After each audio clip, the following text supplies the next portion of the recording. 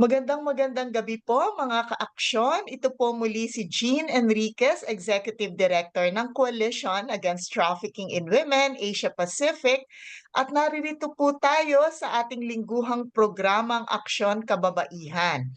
At dahil pa rin po ating gugunitain ang ika-62 kaarawan ni Maria Salome Crisostomo Ujano, sa October 22 ng taong ito ay atin pong inaanyayahan ng mga kaibigan, kaanak ni Sally Ujano na sa kasalukuyan ay nasa Correctional Institution for Women at mayroon pong gawa-gawang kaso na sa kasalukuyan ay nililitis. Kaya siya po ay tinatawag ngayon na political prisoner dahil ang akusasyon sa kanya ay political in nature at may kaugnayan sa paniniwalang pampolitika. Pero katulad po ng pahayag ng kanyang mga abogado, ito ay pinaninindigan na gawa-gawang kaso. Dahil nga po sa mga panahong ito, si Salome Crisostomo Ujano, na kagaya po ng inyong lingkod ay isang anti-trafficking advocate, ay executive director sa mga taon na ipinaparatang sa kanya ng rebelyon. Siya po ay executive director ng Women's Crisis Center. At napakatagal po niya na nasa women's rights movement mula pa ng 1997 kung hindi ako nagkakamali, at sa taong 2000 hanggang 2007 siya ay executive director, 2008 siya ay nasa Philippines Against Child Trafficking.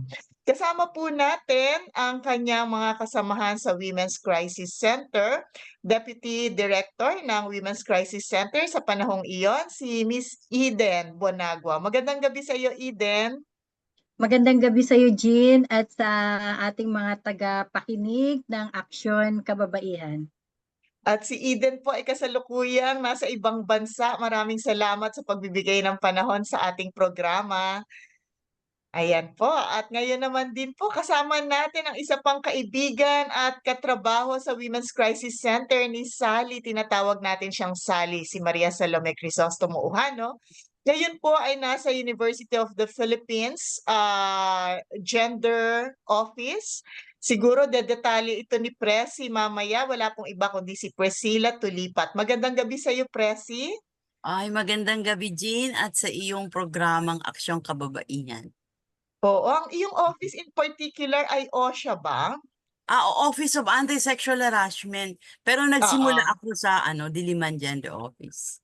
That's right. Okay, so atin pong pag-uusapan ang buhay ng mga women's rights defenders dahil tayo pong lahat no na nagtatanggol sa mga kababaihan, nasa gawain ng anti-violence against women, lahat po ng yan ay tinatawag nating women's human rights defense, no?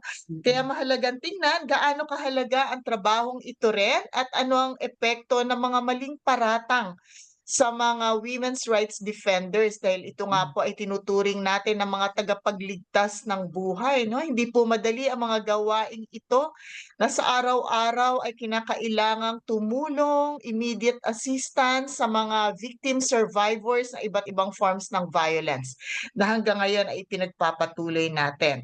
Anong years kayo magkasama? Unahin ko na si Eden, ni Sally, at sa anong kapasidad kayo magkasama? Eden. So nag-meet kami ni Sally nung taong 1990 sa dating office ng Women's Crisis Center. Siya ay program coordinator ng stress tension reduction program.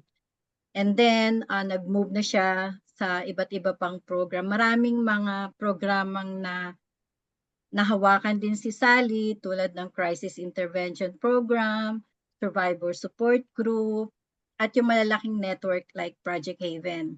Pero naging mas mahigpit yung aming working relationship nung naging executive director na siya nung April 2000 at naging deputy director naman ako. So araw-araw halos magkasama kami sa gawain, nagtutulungan kasama ng aming management committee nung panahon na yun. Kaya siguro talagang yung mga period na sinasabi na si Sally ay na-involve ay hindi talaga kapani-paniwala dahil maraming mga instances na pwede kaming cite na talaga magkasama kami ni Sally, as in magkatabi kami na nagmi-meeting doon sa mga dates na sinasabi nila. So hindi talaga yung totoo. Oo, at dahil may check and balance ang isang organisasyon, kahit siya executive director, accountable siya sa inyo, no, bilang mga co-staff. Mali Yes, pala ako nang sabi na nag-start siya ng 1997. Much earlier pa, no? 1990s sa Women's Crisis 1990, Center. oo, oo, nandun 1991. na. Hmm, Okay, in yeah, mga ganun. particular. Okay, okay, to be 1991 siya. very specific. Oo, puntahan ko naman si Presi. So, anong capacity, Presi, kayo magkasama ni Sally at paano mo rin i-describe ang inyong gawain? Bali 1995, kasama ko na siya kasi nag-conduct ako Mhm. ng Incest Survivor Support Group. Pero 1990, nag-volunteer na ako, nag-interview na ako kay Raquel. So nakita ko na siya noong 1991 kasi ano siya, part-time STRT. So volunteer ako noon. Hanggang nung 2000, dun pa lang ako nag-full-time. Nagi akong co-coordinator ng policy advocacy. Parang kamukha ni Eden, lagi rin kami magkasama sa meeting hanggang mag-resign ako ng 2005. So alam ko na puyatan talaga pag NGO, grabe, 'di ba? Oo, Oo, Alam na alam mo oo. na yun, oo. Oo, lalo na kung Nakaka crisis response, Oo, 'no? 'Pag grabe talaga. pupuntahan natin 'yan, 'no, lalo na kung Oo, crisis response, puntahan Oo. natin ano yung nature niyan. Pero si Mm. mm. Presi pala ay mas bata ano, na pumasok at gusto ko lang idagdag, mahalagang binanggit ni Presi si Raquel. Ito po ay co-founder, kung di rin ako Mm. nagkakamali, Raquel Edralin Tiglao, ng pinakaunang crisis center sa Pilipinas. Kaya po napakahalaga ng NGO na ito ni Sally, Eden at Presi, ang Women's Crisis Center.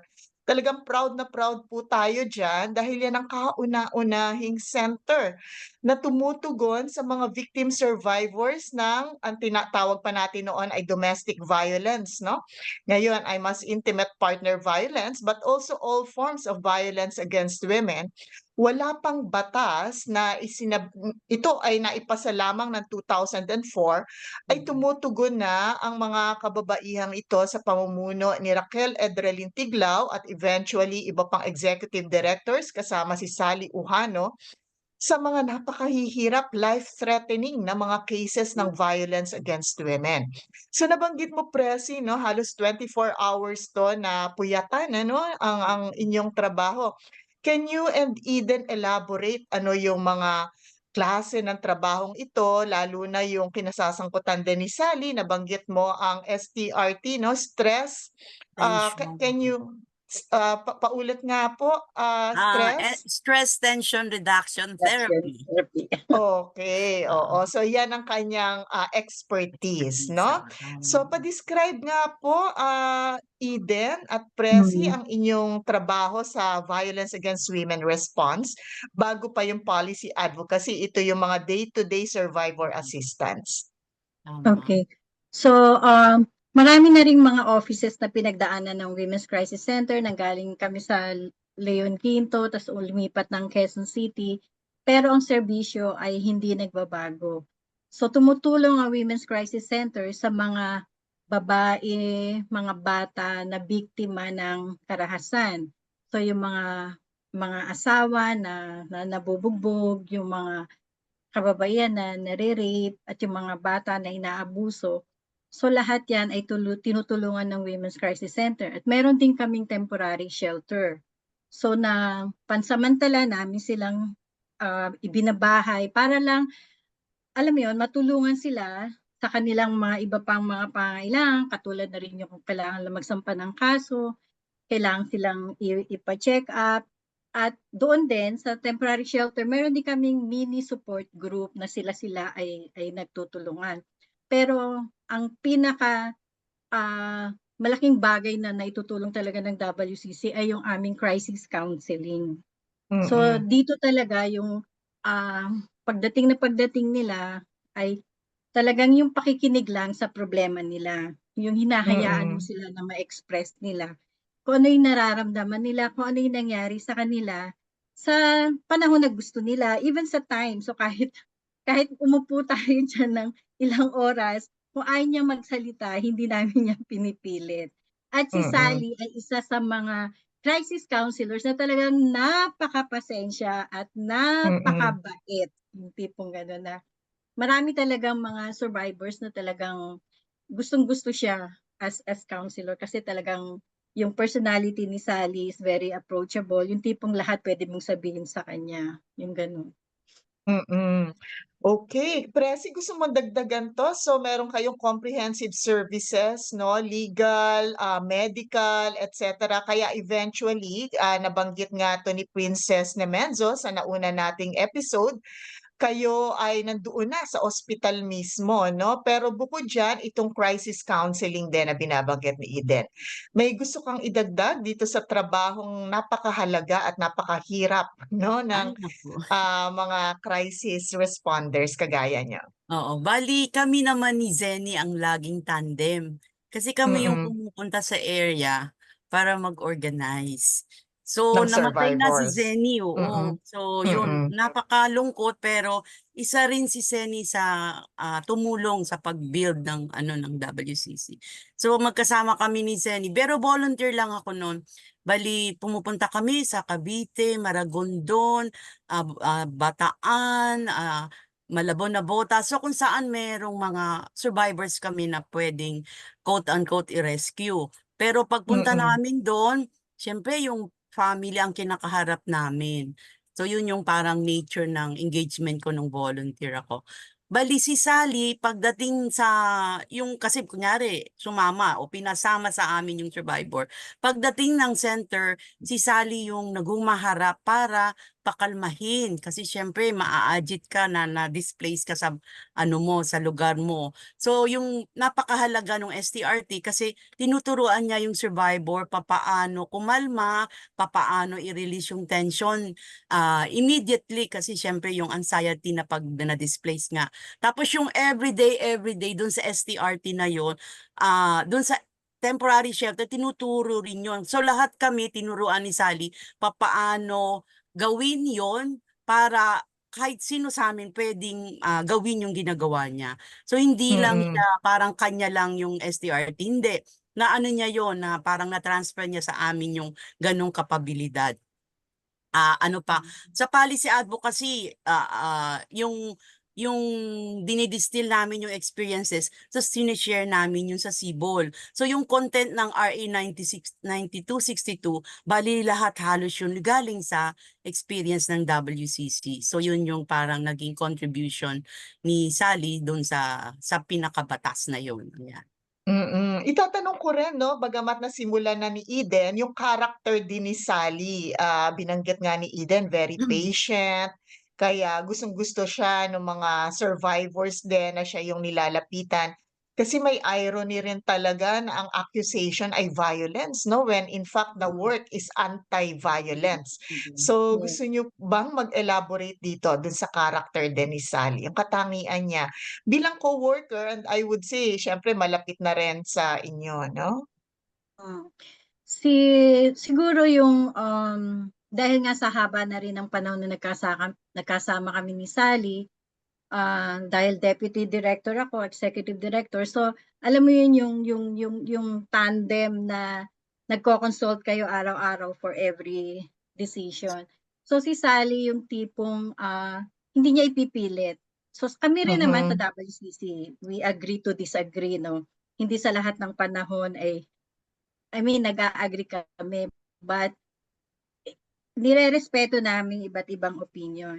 So, kami ni Sally, magkaiba kami na personality. Kami yung yin and yang. So, si Sally yung oo. soft, ako yung medyo hardline. So, ganyan ang definition nila sa amin. But, at the end of the day, ang consensus namin is ano yung makakabuti sa mga Mhm, survivors? Ano yung makakabuti sa mga kasama natin sa WCC?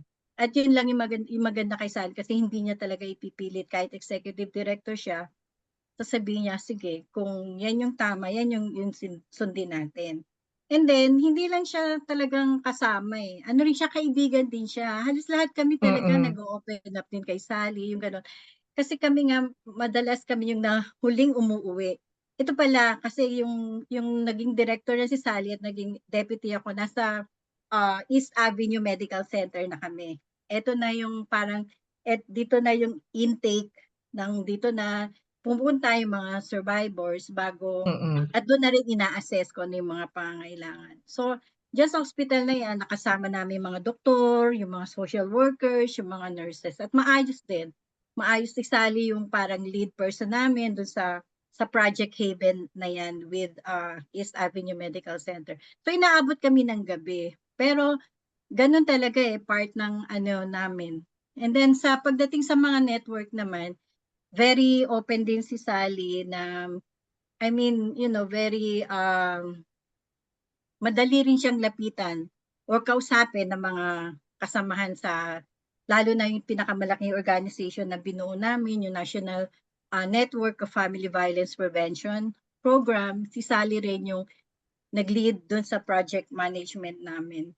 Tapos pagdating naman sa personal, napakabait na asawa, napakabait na inas, kay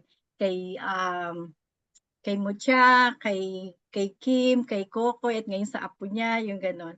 Sa mga kapatid niya. So, hindi ko talaga, bumabalik ako doon sa yung accusation sa kanya kasi talagang isa si Sally sa, hindi mo talaga maisip na makakasakit how much more yung humawak ng barel or yung gano'n, di ba? Wala talaga sa personality ni Sally. So, talagang napakasakit para sa amin dun yung conviction na nangyari kay Sally. At, tungkol do'n sa nabanggit nga po ni Eden, itong conviction ay ibinaba nitong Mayo ng taong ito 'no, pero ito ay inaapila ng mga abogado sa Court of Appeals kaya po, kasalukuyan pa rin siyang inilalaban dahil nga po sa paninindigan para sa katarungan at gayon din sa katotohanan. Presi, meron ka ring gustong idagdag pagdating dito sa karakter naman ni Sally, 'no, sa kanyang mga katangian, mga pamamaraan? Bale, 'di ba sabi ko sa'yo, nag-conduct ako ng survivor support group. Meron kaming co-member na talagang hindi siya nagsasalita. So, ibig sabihin, magaling ang counselor kapag napasalita mo ang isang survivor. Si Sally yung pinakamatyaga sa amin. Tinaga niya yung bata na yun hanggang makapagsalita. Siguro almost a year bago nagsalita sa counseling. So yun, at ano ngayon siya, mabuting ano na yung ano niya, yung condition niya sa buhay ngayon. So nagpapasalamat ako sa ganong ano ni Sally, talagang yung tiyaga niya, hindi mo yun anong tawag doon, invaluable yung ganong karakter ng ano ng counselor. Tapos yung sa amin sa group namin, kasi puro kami, kahit kami serious, very serious yung work, meron kaming capacity to laugh, parang ganyan. At si Sally yung ganun, hindi siya nagagalitin, grabe. So parang ang tingin ko nga, parang sabi ko, ay ang gaang-gaang ng personalidad ni Sally. Yung ganun, yung lightness. So wala sa isip ko na yung ganong karahas na krimen ay ibababa sa kanya. Parang very, very, anong tawag mo doon, 360 degree ng karakter ni Sally. So imaginein mo, mula 1990s kasama ko na si Sally hanggang umalis ako ng 2005. Tapos bumalik pa rin ako kasi, di ba, leader siya ng PACT. So nagte-training pa rin kami, magkasama pa rin kami kahit part-time. So yung ganong consistency ng karakter niya, 3 decades ko yun nakita. So sabi ko, hindi kakayanin ni Sally ang bigla na lang mag-twist na, di ba, magkaroon ng ganong, parang di ko alam kung anong tawag mo dun sa rage yun Hmm. na ganon karakter. Sabi ko, hindi. Ang Hmm. galing-galing ng kanyang yung determination na makatulong sa tao sa mapayapang paraan. So, bali, saan kinuha? Di ba, saan kinuha yung ganong Hmm. batay? Mm, Yun. mm. So, sabi ko, Oo. hindi pwede yung ginagawa ng estado na to. So halos, araw-araw na magkakasama kayo 'no at Oo. naririnig ko nga, 'pag nagkukuwento kayo nina Eden 8:00 pa lang ng umaga, hindi ko alam paanong Mm. nagagawa ito kahit kayo'y umuwi na ng hating gabi. Gabi, oo. Gabi. Ay naka-log kayo at napakahigpit rin 'no ng mga sistema sa ating mga non-profit organizations, ng accountability. May prinsipyo ng accountability kasi yan din ang sinisingil natin sa mga abuser, dapat may pananagutan. Kaya nagsisimula rin sa atin na meron tayong mga accountability sa oras, sa ating trabaho, etc. At, alam niyo rin 'no, bilang mga may background sa psychology, yung consistency ng character ay napakahalaga para sa inyo at siyang criteria niyo rin sa pagtanggap ng mga staff 'no. Meron talagang, dapat ganoong integridad sa ating mga, kasaysayan ng pagtatrabaho, sa karakter ng pagkatao, ng personalidad at hindi humihinto ron, patuloy kayong nag-aaral. Alam ko na nag-masteral pa kayo 'no? And in particular si Eden kasabay ni Sally na nag-aral ng, masteral sa psikolohiya sa Saint Scholastica. So Eden, baka gusto mo ring ikuwento 'tong bahaging ito ng pagsasama niyo ni Sally? Oo, Jean, bahagi ng lifelong learning philosophy ng WCC ay yung encourage yung mga tao, yung mga staff, yung mga crisis counselors na mag-aral. So, bumalik kami sa eskwelahan sa Saint Scholastica's at nag-enroll kami sa programa ng Masteral Program in Guidance Counseling and Psychology. So magkaklase kami ni Sally mula November 2005 hanggang April 2006. So every Saturday yon na magkakasama kami na pumapasok ng maaga 8:00 hanggang 5:00. So at bilang estudyante, si Sally talagang masinop din, dedicated din siya. So pag yun nga pagkagaling sa school, meron pa siyang tindahan na kailangang harapin pag-uwi sa bahay. So gano'n siya ka very responsableng tao. So hindi hindi rin siya yung tipong para sa sarili lang niya ang iniisip niya. So at yun, marami kaming mga group work, mga Mm. teamwork na ano, so may mga iba kaming mga kasamahan sa WCC na makakapag-attest, si Beth, si Marivic na mga naging kaklase namin, si Mary Jane, yung gano'n. So, Bukod sa propesor ninyo mismo bukod 'no, sa mga professor teacher, namin, oo. sila Dr. Nakita ko Ellen ang class Ugar, cards matataas ang mga yes. grade, Matataas oo. kasi nga very, well siguro talagang ano na rin, iba na rin kasi yung level na parang masteral na 'to, eh. So, yung dedication mo, yung seriousness mo dun sa trabaho, kaya matataas din naman yung mga grade namin at si Sally din na ano. So, yun yung isang masasabi ko na hindi lang siya magaling na counselor, magaling din siyang estudyante. Oo. So, tayo ay maikli lang ang programa, may 2 minuto akong natitira para tanungin ko rin kayo sa inyong mga wish para kay Sally dahil nga sa kanyang 62nd birthday sa October 22. Unahin ko naman ngayon si Pressy.